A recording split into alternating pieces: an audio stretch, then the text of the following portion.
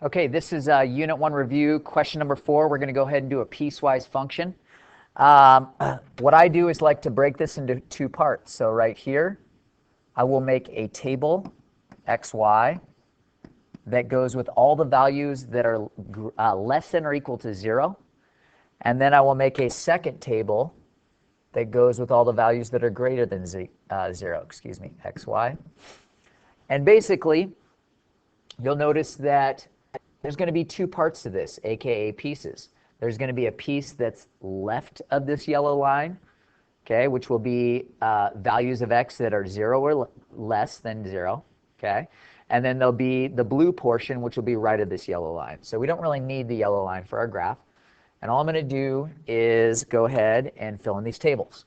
So for the red, I'm going to include 0, and I'm going to think of x values that are less than or equal to 0, like -1, -2, -3, and so forth.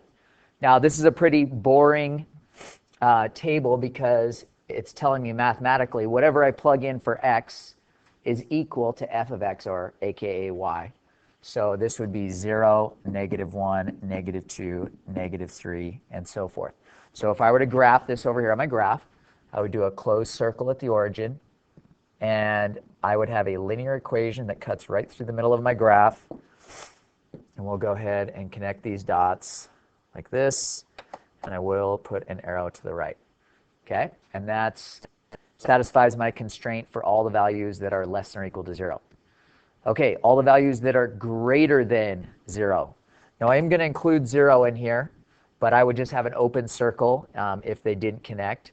And what I'm doing this time is I'm cubing these x values. 0 cubed is 0, 1 cubed is 1, 2 cubed is 8, and then I'm going to go ahead and stop there because it would run off my graph. So again, I would have an open circle here if it wasn't already on top of this red circle.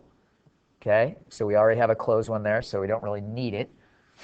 But so we have a dot here, 1, 1, 2, 8.